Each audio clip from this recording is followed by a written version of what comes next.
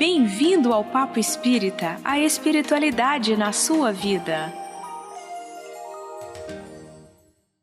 Bem-vindos, meus amigos, ao programa Papo Espírita. Hoje nosso tema é sobre a doação de órgãos. Para isso a gente convidou o médico Carlos Roberto Souza Oliveira, mais conhecido como Dr. Beto, que é anestesiologista, presidente da Associação Médico Espírita de Campina Grande, professor da disciplina de Saúde e Espiritualidade, pós-graduado em Acupuntura e Medicina do Trabalho, coautor do livro Bioética Espírita. Seja muito bem-vindo, doutor Beto. Tudo bem? Tudo bem, bom dia, Ana, bom dia, Thelma, bom dia, Marcelo, e bom dia a todos que nos ouvem e que acompanham este debate. Queremos dar as boas-vindas também ao nosso outro convidado, que é o Marcelo Balieiro. Marcelo é um trabalhador espírita, que é enfermeiro, e trabalha na área de transplante de órgãos da Secretaria de Saúde aqui do Distrito Federal. Bem-vindo também, Marcelo. Tudo bem com você? Tudo ótimo, gente. Muito obrigado por essa oportunidade. Muito grato. Bacana. A Thelma também está conosco. Vamos começar, né, esse tema tão interessante e cheio de dúvidas, né, sobre essa doação de órgãos. Mas antes da gente falar sobre essa questão espiritual, né, dessa doação de órgãos, vamos perguntar ao doutor Beto, em primeiro lugar, que órgãos a gente pode doar, né, quando a gente vai desencarnar? Existem questões éticas envolvidas nessa doação e como que os médicos garantem à família que aquela pessoa pode já fazer a doação de órgãos, ela já está desencarnada? Como funciona isso? Bem, atualmente, praticamente, você pode doar todos os seus órgãos, qualquer coisa do seu corpo. Quer dizer, tudo é aproveitado, desde coração, pulmão, pele, sangue, córnea, qualquer estrutura orgânica pode ser doada. Como é que a família vai ter a certeza de que está o momento de fazer a doação? O Conselho Federal de Medicina tem uma resolução sobre morte encefálica, que é a 2173/17, é a mais recente. Então, lá ela determina os critérios médicos que devem ser adotados para que seja diagnosticado morte encefálica. Uma vez diagnosticada a morte encefálica, aí sim é comunicada à família, saber se ela concorda e abre-se o protocolo para transplante. E a partir daí o desdobramento vai depender da anuência ou não dos familiares, do responsável, até o respeito pela própria decisão da pessoa ali, do doador, que naquele momento pode ter deixado algo escrito dizendo que é doador de órgãos. Então, podemos concluir o seguinte, que uma vez que tenha sido feito o diagnóstico de morte encefálica, feito de forma correta, por médicos competentes, responsáveis, e utilizando a metodologia e os exames específicos, então, podemos dizer que, naquele momento, chegou, digamos assim, o ponto ideal para que a família possa decidir se vai doar os órgãos ou não. Doutor Beto, qualquer idade, por exemplo, uma pessoa de 90 anos pode doar córnea, pode doar também qualquer órgão? Não. Dependendo do órgão, da viabilidade, né? dependendo do órgão, existem alguns limites, algumas barreiras, pode ser até 50, 70 anos, 75 anos, porque os órgãos, para serem doados, eles têm que ser viáveis. Uhum. E, em determinada faixa etária, alguns órgãos já não são mais tão viáveis como seria mais jovens. Então, existe, sim, uma limitação de faixa etária. Mas, na prática, o que a gente observa, o Marcelo aí pode confirmar isso daí, que ele trabalha diretamente no setor de transplante, é que a grande maioria são jovens, são poucos que têm faixa etária mais avançada que realmente vão doar órgãos. Marcelo, eu queria, Miriam... Só complementar... desculpa. Queria passar para o Marcelo para ele complementar essa parte mais do processo, né, da logística, né? Isso. Complementando as informações que o doutor já emitiu, os familiares que podem opinar pela doação são os até de segundo grau, né? Pai, mãe, avô, avó, filhos e para aí, são segundo grau. né? Até essa faixa etária, até os avós, a gente chega no consentimento. Antigamente tinha aquela história da carteira de identidade, que você se declarava ou não doador. Hoje isso já não existe mais pela legislação atual. Então hoje vale exatamente como o doutor explicou. A declaração em vida do doador de expressar a vontade de, quando chegasse o momento do desencarne, de doar seus órgãos, ou a vontade dos familiares, caso isso não tenha um dissenso entre os familiares, seja um consenso que não gere nenhuma instabilidade familiar. O que, na prática, isso é muito comum. A gente vê na hora da entrevista familiar para doação de órgãos, a gente explica todo o processo como é feito, todos os exames, segundo a legislação brasileira, como ele é feito, e nessa hora a família começa um debate entre eles para que eles possam definir ou não pela doação ou não dos órgãos. E nessa hora a gente vê pessoas que concordam, pessoas que discordam. E a gente deixa a família à vontade, lógico, dando toda a argumentação para que tenha uma efetivação da doação, para que eles discutam e debatam na importância. Em geral, as recusas elas vêm muito latentemente por 3 fatores, os que mais aparecem. O religioso pesa muito, na crença religiosa de cada um no doar ou não doar. A questão de já ter debatido isso enquanto o doador ainda era vivo, e a própria questão da opinião, de respeitar a opinião ou do doador ou do mais velho da família, geralmente o pai ou a mãe, né? Ou os avós quando criaram o doador. É importante salientar que, principalmente quem vem numa visão de um outro país, as legislações elas são únicas em cada país, né? O Brasil hoje, dentro da legislação de efetivação do processo de investigação de morte encefálica, ele é um dos mais criteriosos que existem, né? Então a gente fecha com 3 exames em especial, mais a própria investigação. Mas esses 3 exames iniciais são feitos por profissionais diferentes, médicos diferentes, capacitados, específicos em cada área do processo.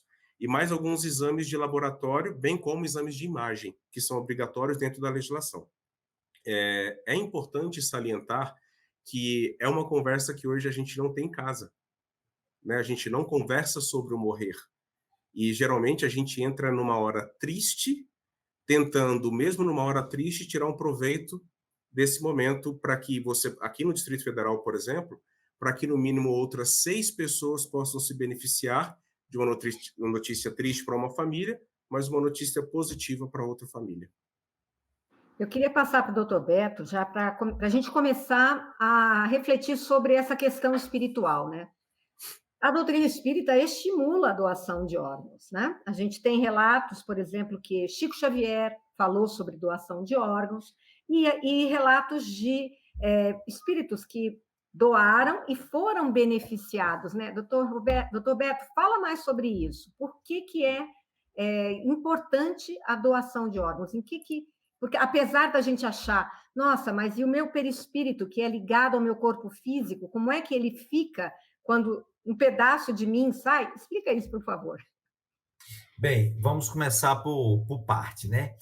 A doutrina espírita, ela é favorável e estimula a doação de órgão para transplante por duas questões, por 2 motivos importantes. Primeiro, porque gera benefício. Então, tudo que gera benefício na vida está dentro da ordem divina, da lei de amor, de proporcionar o bem universal. Então, traz benefício tanto para o receptor, como também para o doador. Então, isso aí é inconteste. André Luiz, Chico Xavier, Emmanuel, doutor Bezerra de Menezes, eles já disseram, dentro da própria doutrina, que a doação de órgão para transplantes deve ser estimulada, deve ser levada adiante, exatamente por esse é um dos motivos. E o segundo, porque pelo próprio progresso da ciência. Então, deve ser estimulado para que isso siga, certo? Segundo ponto, que tipo de benefícios a gente pode encontrar? Para quem está recebendo, é lógico, a gente sabe que é o prolongamento da sua existência. E para quem está doando, são as repercussões espirituais, os benefícios virão aonde? Do outro lado, na espiritualidade. Bem, antes de dar sequência, mais detalhes aí, eu gostaria de dizer uma outra coisa, é o seguinte, toda vez que a gente vai falar sobre doação de órgãos e transplantes, existem assuntos relacionados ao doador e assuntos relacionados ao receptor. Então, é uma via de mão dupla. Muitas vezes os assuntos se convergem, mas às vezes são caminhos diferentes, não é aspectos diferentes para serem abordados. Segundo, outro ponto que é entender, todos os dilemas éticos e morais e religiosos existem quando é para doação de cadáver, de órgão de cadáver. A doação intervivo praticamente não tem problema algum, porque já é a anuência de todo mundo e passa por cima de tudo isso daí, e como é uma coisa feita conscientemente ali, muitos dos problemas espirituais, inclusive, inexistem e só tem coisa boa ali, só tem benefício, fator positivo. Mas os dilemas, a discussão é no doador cadáver. Então, uma vez que a pessoa vai doar o órgão, depois de preencher todos aqueles critérios, nós temos duas mensagens dentro da doutrina espírita, que é o de Vladimir Ranieri e de Roberto Igor. Um foi doação de coração e o outro doou a córnea. Eu acredito, essas mensagens elas foram dadas em 1980, alguma coisa assim, 85. Ele morreu em 85, mas foi dado em 1998, bem mais na frente. Eu acredito que a espiritualidade liberou essas duas comunicações através do Chico para exatamente clarear-nos essa visão do que acontece do outro lado e desmistificar alguns conceitos. E é tanto que, praticamente, depois dessas duas mensagens, ninguém escuta mais nenhum relato, elas foram publicadas na Folha Espírita. Então, a primeira mensagem do Roberto Igor, que doou o coração, ele estava em coma, quem decidiu foi a irmã dele, naquela época não tinha legislação específica, como tem hoje, praticamente é chamar um familiar e perguntar se ele queria doar e pronto. Então, a irmã foi a que doou, a Magali, que autorizou a doação de órgãos. O segundo caso do Vladimir foi um suicida e doou as costas. Veja bem o impacto, viu? Olha bem, a espiritualidade mandou dois casos em que a desencarnação foram praticamente opostos. Um estava em estado de coma lá na UTI, por outras causas específicas, e o outro morreu por um suicídio. Quer dizer, você vê aquele impacto maior que a gente sabe que existe todo o apego do espírito com o caso, com o suicídio e suas repercussões espirituais. Então, essas duas mensagens, os espíritos, quando se comunicaram depois, todos eles falaram dos benefícios que receberam do outro lado.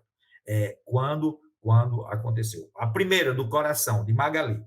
Veja bem, a gente já pode entrar em outro tema, que já poderia ser outra pergunta, Ana, eu já vou entrar para explicar se realmente o espírito sente a retirada do órgão, se ele vai sentir alguma coisa assim. Então, o que é que o Roberto Igor disse? Que ele sentiu uma dor forte no peito, certo?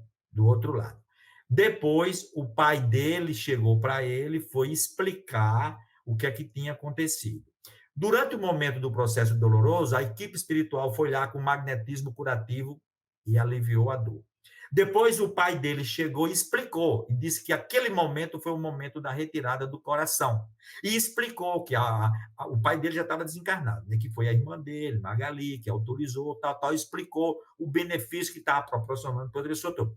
Aí o que foi que aconteceu? Quando ele se conscientizou do benefício, o coração dele, que estava no órgão perispiritual, começou a pulsar mais forte, com mais vida. Então, olha, outra consequência positiva, já benéfica para o espírito. Como eu falei, benefício para quem recebeu e benefício para quem doou.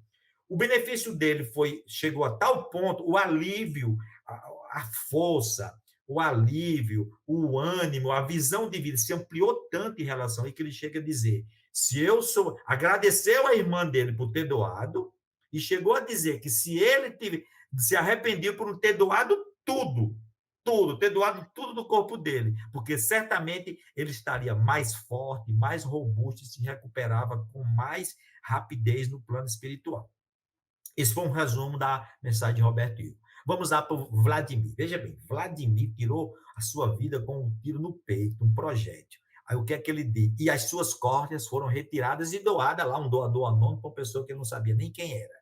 Aí ele diz, as preces da pessoa que recebeu minhas córneas de agradecimento funcionaram como um tampão. E aquele tampão foi utilizado no orifício, no corpo espiritual, para estancar o sangue.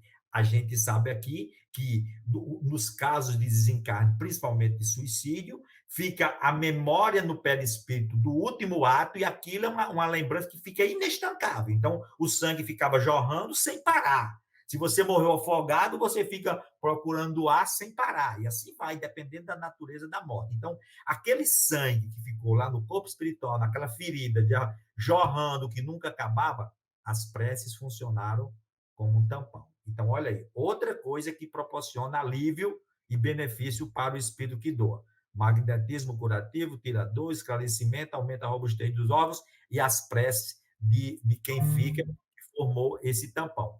Então, assim, e mais uma vez, ele agradece por tudo isso.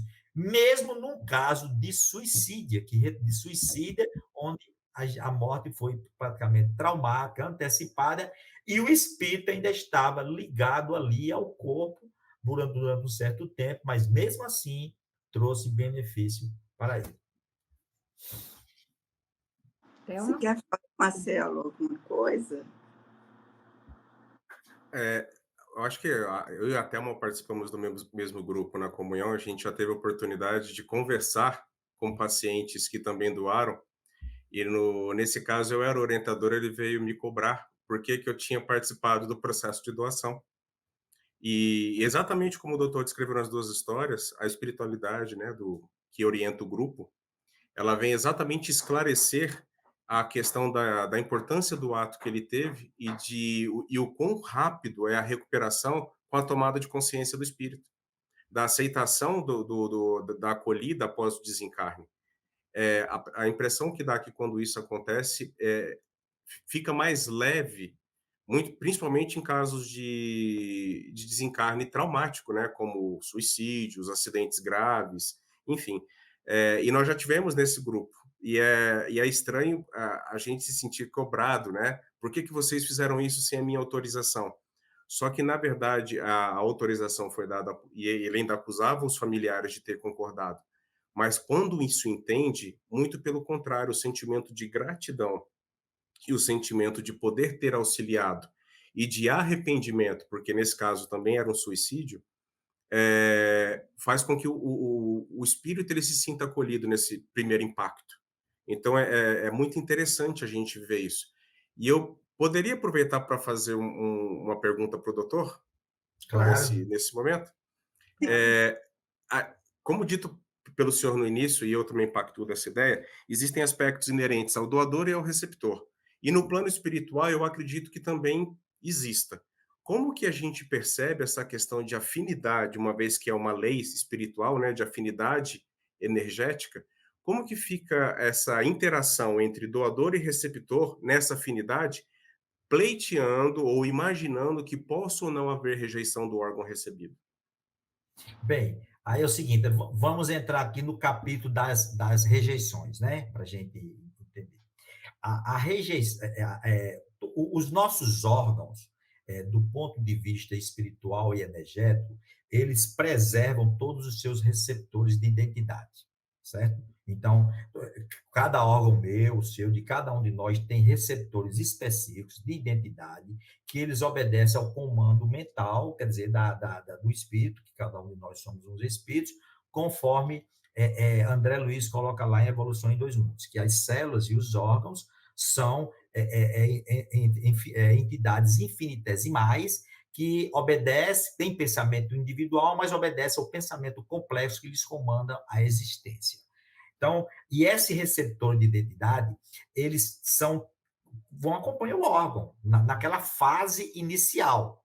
Então, por isso que é importante se usar os imunossupressores. Por quê? Porque aquele órgão de início ele funciona como um corpo estranho do ponto de vista biológico, porque vai desencadear uma resposta imunológica.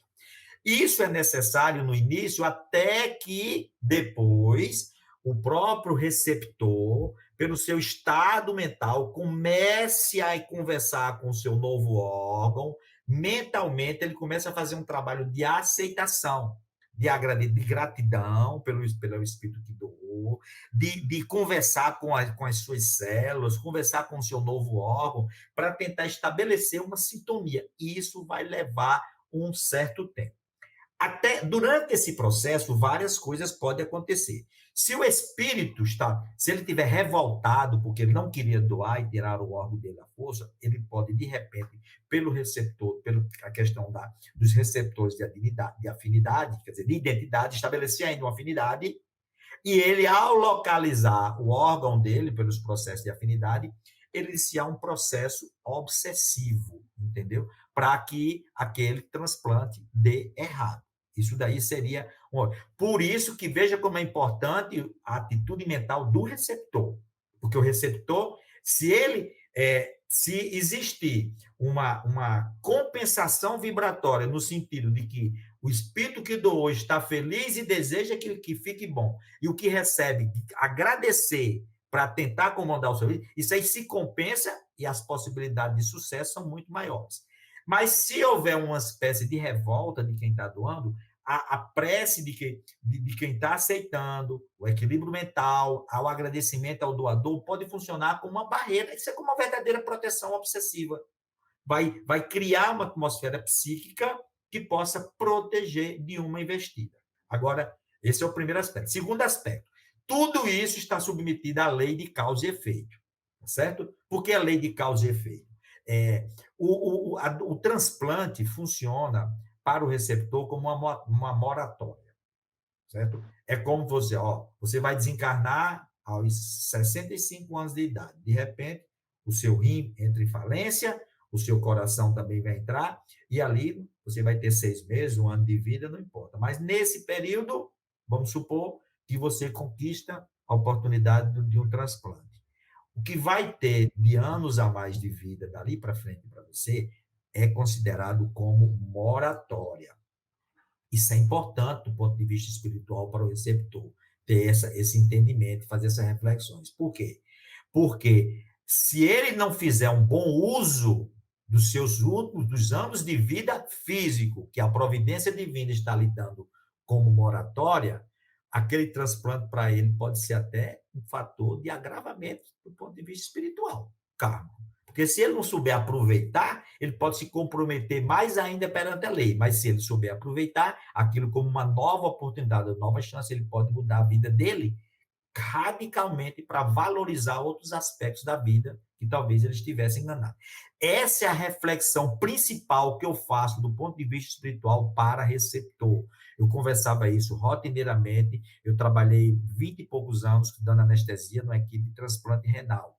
A grande maioria era interviro, mas eu ia lá e conversava com os dois e sempre procurava dar essa visão espiritual, lógico, sem entrar no aspecto espírita, porque nem todos eram espíritas, mas dando dele saber aproveitar a chance que Deus estava dando para ele de continuar a existência. Isso é um outro aspecto para considerar. Um outro aspecto tem que considerar, como está dentro da lei de causa e efeito, o transplante de órgão, para que dê certo, é preciso que o receptor já tenha sido liberado das injunções da lei de causa e efeito. Vamos dar um exemplo, transplante renal. Você não tira um rim e coloca o outro, como Marcelo deve saber isso aí. Você vai implantar o rim na fossa ilíaca e o outro órgão continua lá. Está sendo órgão físico, e você vai implantar um órgão novo. Mas mesmo em casos que você consiga retirar o órgão também, o órgão perispiritual também continua. E se você não tiver sido liberado das injunções kármicas, vai continuar o órgão perispiritual dentro da lei de causa e efeito, mandando informações para que você resgate os seus compromissos naquele setor, mesmo com um rim novo. E aí pode vir a infecção, tá certo? E a insuficiência. São as principais causas de rejeição. Infecção, necrose, depois, e a questão imunológica. Tirando isso daí, do ponto de vista espiritual, essa afinidade vibratória, ela existe também para o bem. Sabe, Marcela, respondendo a sua especificação, existe essa afinidade vibratória que ela está em tudo. E de acordo do mecanismo que envolveu todo o processo de transplante, aí sim, essa influência por essa afinidade pode ser boa ou não. De toda forma, o receptor tem que se conscientizar que ele tem que ter uma atitude mental de agradecimento, de positivismo, de achar e ter os cuidados necessários, não só do ponto de vista espiritual, mas médicos, para que ele possa tanto fazer uma compensação vibratória, como também se proteger de uma influência negativa. Nossa, é super interessante, né, Thelma? Sim, pode falar. Veja, cada caso é um caso, cada história é uma história, né? Isso mesmo, Thelma, você falou aí. Cada caso é um caso. Só complementando uma coisa, pelos receptores de identidades, que a gente já esclarece um outro ponto que você poderia perguntar. É a questão do receptor manifestar um hábito de um doador. Uma mudança de personalidade, né? Tem o caso de uma senhora que ela era citada na literatura, que ela é bem religiosa, tal, e ela recebeu um coração do senhor que doou, que gostava de tomar cerveja e de comer nugget, que é aquele de frango. Quando ela acordou, a primeira coisa que ela pediu foi o quê? Que queria comer nugget e queria tomar cerveja.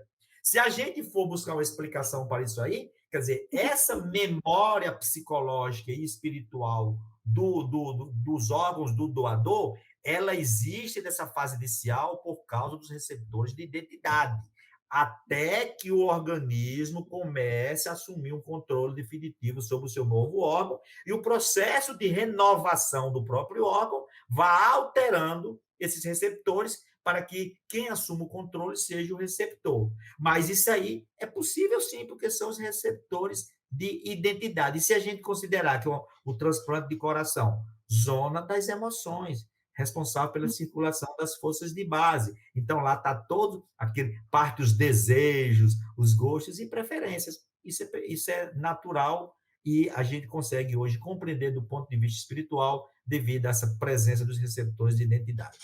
Não quer dizer que o doador, o espírito do doador, está presente ali, né? Não é isso. Não quer dizer que ele está presente. No entanto, se a doação não tiver sido de uma forma amigável, entendeu? Pode ser que ele esteja presente, desencadeando isso daí. Apegado àquele órgão que lhe foi retirado. Isso. Porque, como eu falei, os receptores de identidade de cada órgão, eles captam as informações do doador por um processo de afinidade vibratória. E aí, dependendo da natureza que envolveu aquela doação do transplante, se a influência for boa, ele não vai estar lá junto querendo perturbar, ele vai receber as vibrações de agradecimento e vai deixar as coisas seguir o seu curso natural. E, doutor, deixa eu pegar uma carona, então, nessa conversa, nessa parte. No livro O Missionários da Luz, tem uma parte onde há um reconhecimento de débitos kármicos anteriores entre um enfermeiro e um paciente. E a espiritualidade em si envolvida na cena, eles meio que vibracionalmente interferem numa medicação feita endovenosamente para que as energias não entrassem junto com o medicamento na corrente sanguínea. Partindo dessa análise que está nesse livro e pensando justamente nos medicamentos imunossupressores, ou seja, para evitar a rejeição do órgão, o André Luiz, em uma das literaturas, ele fala de vibrações compensadas, que a equipe espiritual do amparo no processo, ela faz principalmente em benefício ao receptor, uma vez que pode sim, como o senhor disse, existir o processo obsessivo, por uma insatisfação do processo inteiro, que ele não queria ter doado, enfim. E como que essa vibração ela interfere ou pode interferir no processo de doação, principalmente da parte do receptor, que está grato e estava esperando por isso, enquanto o doador não queria esse processo por questões de insatisfação. Ô Marcelo, esse seu caso, ele me lembra o caso de Mário e Júlio. É isso aí, que está no Entre a Terra e o Céu? É esse caso? Isso. Eu errei o livro, isso mesmo, Entre a Terra e o Céu. É o caso de Mário e Júlio. Mário era enfermeiro, estava trabalhando no setor de doação de sangue, e Júlio foi diagnosticado com difteria e precisava aplicar uma medicação, tal, e ele foi lá convocado. Mas chegar lá, como tinha os processos do passado, ali são 300 anos de história que tem narrado Entre a Terra e o Céu, ele vai e fica naquela dúvida se aplica ou se não aplica, né? Isso. Entendeu? Pronto. Bem, aí é o seguinte, a neutralização, existe a espiritualidade, ela faz uma neutralização de acordo com os débitos kármicos de quem vai receber, entendeu? Nesse caso específico aí, eu lembro que Clarencio esclarece o seguinte, dizendo que Júlio vai desencarnar independente de receber ou não receber a medicação, porque já estava no planejamento dele. No entanto, estava em Mário em se libertar ou não do seu processo de culpa, em fazer ou não fazer. Não ia ver. Se ele fizesse, o menino ia desencarnar. Se ele não fizesse, ia desencarnar do mesmo jeito. No entanto, Mário tinha a oportunidade de se libertar do complexo de culpa. Então, veja como tudo é complexo e envolve sempre os dois lados. Mas esse processo de compensação vibratória, Marcelo, ele é feito assim, sempre obedecendo o princípio da lei de causa e efeito do merecimento de cada um, tá certo? São mecanismos que a gente, do ponto de vista intrínseco, digamos assim, de bioquímica espiritual, a gente não consegue ainda entender como é feito. Certo? Como é que um obsessor neutraliza o medicamento do seu obsidiado, ou como isso aí pode ser feito. Mas existe isso, existe sim, com certeza. Doutor Beto, nessa questão da sintonia, né, isso é muito interessante porque mostra como o nosso pensamento, agora, né, a nossa caminhada espiritual, enquanto encarnados, vai repercutir muito do outro lado, porque pode ser que a gente se veja numa situação dessas, né? Em que a gente vá fazer uma doação de órgãos, querendo ou não, porque às vezes nós não decidimos em vida, embora a gente seja cada vez mais, como sociedade, sendo estimulados a se posicionar, né? E não deixar isso para que parentes...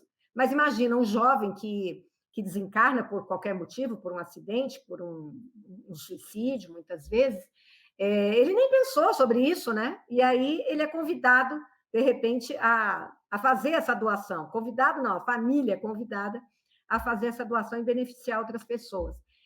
E então, que tipo de pensamento a gente deve ir construindo dentro de nós para que a gente, se formos passar por uma situação dessas, possamos, no desencarne, e caso a gente doe, né, seja doador de órgãos, que a gente chegue do outro lado tranquilo com isso, sem sentir dor, sem ter isso apaziguado dentro de nós para seguirmos essa caminhada. Como é que a gente pode construir isso dentro de nós? Bem, primeiro assim, eu quero falar para vocês uma resposta de André Luiz, da pergunta que foi feita para ele, se o espírito sentia dor na retirada do seu órgão, né? Aí André Luiz diz o seguinte, excetuando as mortes violentas, em outros casos em que o espírito precisa passar por essa provação, ou seja, um sofrimento doloroso no momento da morte, a grande maioria não causa dor alguma, certo? Primeiro ponto. Segundo, de André Luiz, que diz, mesmo nos casos em que o espírito necessite passar por essa provação, a espiritualidade dispõe de meios para aliviar. E a gente viu isso daí no caso do magnetismo curativo, da prece, do esclarecimento, da fluidoterapia. Então, existem muitos meios que a espiritualidade utiliza para aliviar, tá certo?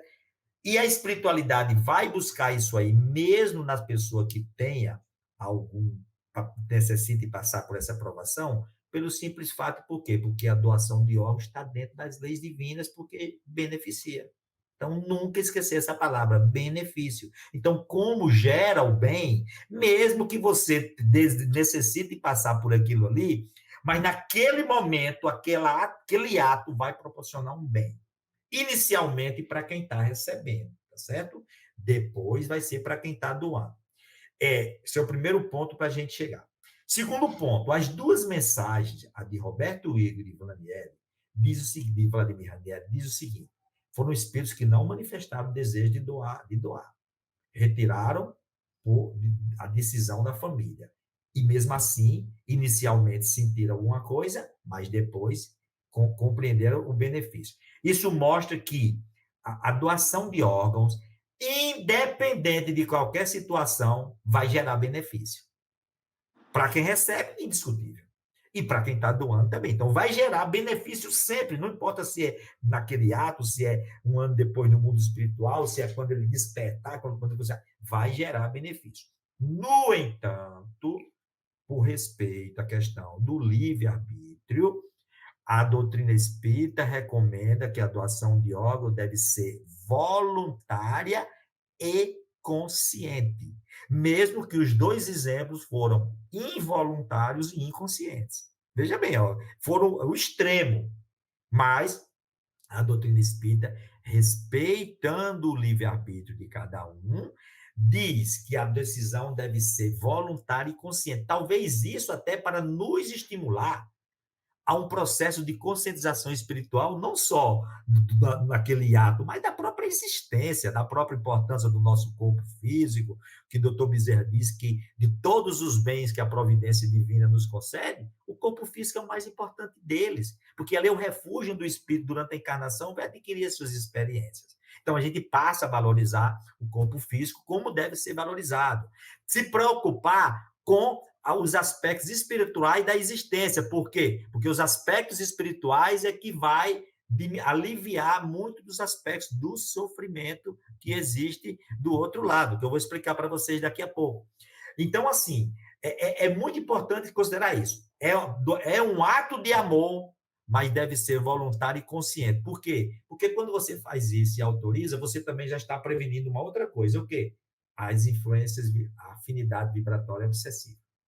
Então, a espiritualidade não vai estimular que seja consciente para exatamente não acontecer isso, certo? Então, deve sim, o espírita consciente, voluntariamente, se ele desejar, ele deve ser, sim, ser a favor da doação de órgãos. Foi perguntado a Chico Xavier qual o momento de doar. Aí Chico resumiu a resposta em alguns aspectos.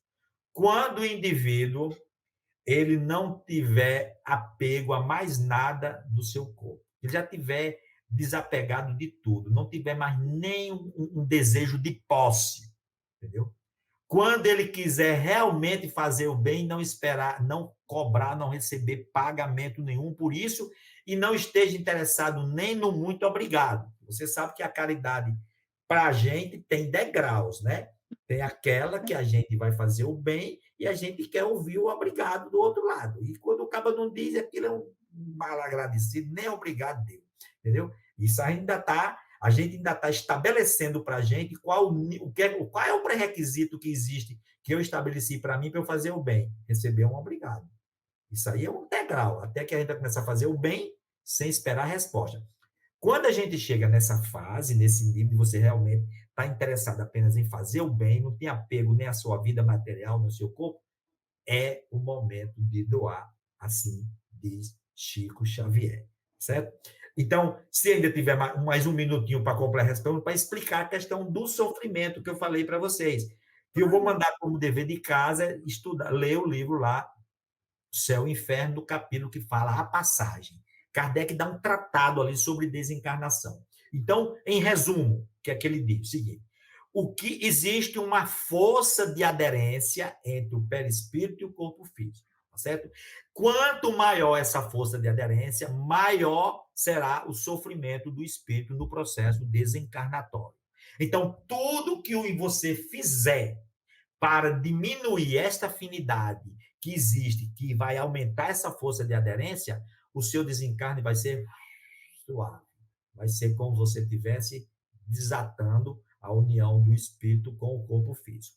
Aí ele complementa dizendo: o estado moral do espírito, o nosso progresso moral, é o principal fator que vai influenciar nesta força de aderência. Quanto mais você se preocupar pelo seu progresso moral e espiritual, a força de aderência diminui, o seu desencarne abriu a gaiola, o passarinho voa. Quanto mais você tem uma conduta voltada para a matéria, para a vida física, maior a afinidade, maior a força de aderência. E aí o espírito vai sentir quando chegar o processo da desencarnação. Ele morreu, mas não desencarnou. E durante o processo de desencarnação, em que ocorre a separação gradativa das estruturas, átomo a átomo, molécula a molécula, o espírito vai sentir essa repercussão do outro lado. Então, o que é que a gente deve fazer?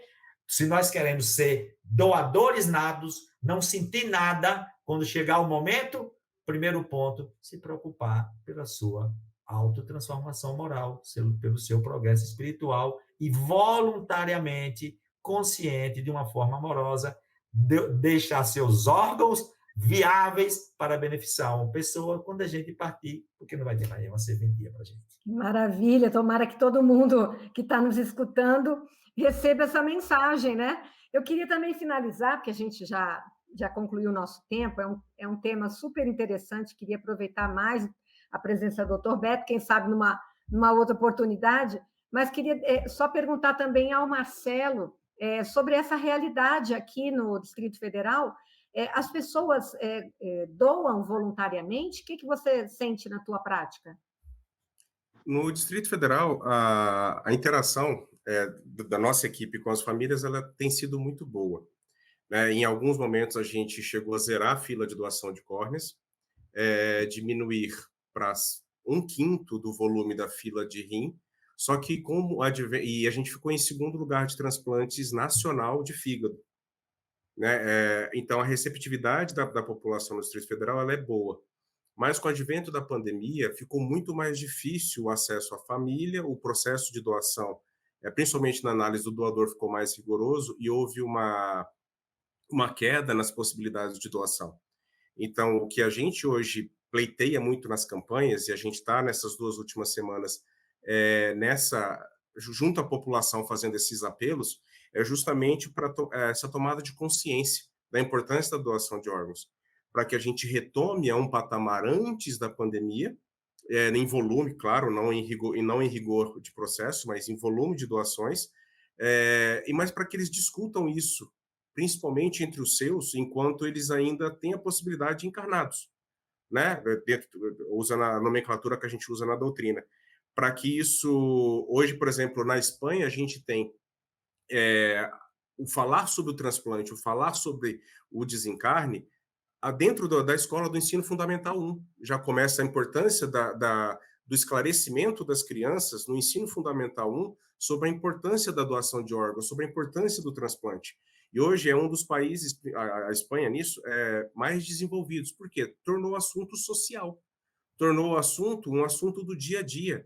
Né? Então, assim, eu achei fantástico quando o Dr. Carlos ele explanou para a gente que ele chegava aos pacientes que iam passar pelo processo de anestesia, de doação intervivos, e ele os orientava, independente de trazer religião ou não, mas orientar que aquilo era um processo de extremo amor, de extrema dedicação, de extremo desprendimento de quem estava doando e de extrema gratidão para quem estava recebendo.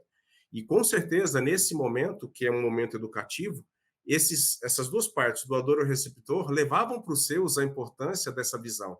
E eu acho que esse é o exemplo que carrega, né, que arrasta. Eu acho que a gente precisava, entre as famílias, discutir isso mais tempo e deixar o desejo para os familiares, para que, eu concordo plenamente com o doutor, que doem tudo, né, mas desde que de boa vontade, esclarecidos e de comum acordo. Né, e que qualquer dúvida que tiverem, procure as centrais estaduais de transplante do seu estado, da sua cidade, para tirar essas dúvidas. Lá tem profissionais capacitados que podem, sim, tirar essas dúvidas sobre o processo.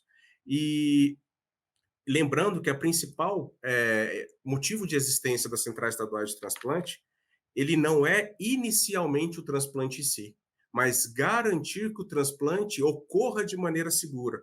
Então, o primeiro passo é o diagnóstico de morte encefálica de maneira segura, para que não haja nem controvérsia clínica e nem controvérsia jurídica, para que você tenha segurança que naquele momento o paciente está em morte encefálica e nada relacionado à vida vai ser transgredido. Um aparelho não vai ser desligado o paciente estando vivo, sem ter tido baterias clínicas de investigação para isso, em diferentes profissionais, em diferentes situações. Então, fica aqui o nosso desejo para que todo mundo pense e converse sobre isso, para que amplie à vontade de doar os órgãos no momento que couber. Quero só agradecer a presença do Dr. Beto, do Marcelo, da Thelma, de todos vocês que nos assistiram. Se vocês gostaram desse tema, um tema super instigante, muita gente tem dúvidas, eu acho que nós respondemos as principais dúvidas que vocês possam ter, mas o Dr. Beto tem uma porção de palestras, de lives no YouTube, procurem pelo nome dele, também queremos agradecer a AME Campina Grande, todas as AMEs, né? A própria AME-DF, que na pessoa da doutora Fabiola, sugeriu esse tema e sugeriu o nosso contato com o doutor Carlos Roberto. Então, obrigada a vocês também que nos assistiram. Deixem seu like, compartilhem e comentem na nossa publicação. Vamos ao ar todas as quintas, 18h45, pelo canal TV Comunhão. Inscreva-se. Muito obrigada a todos e até a próxima. Obrigado também. Foi uma alegria participar com vocês, viu?